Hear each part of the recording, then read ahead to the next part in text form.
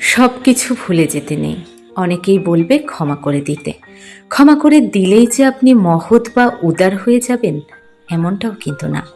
ক্ষমা হলো এক ধরনের আশকারা।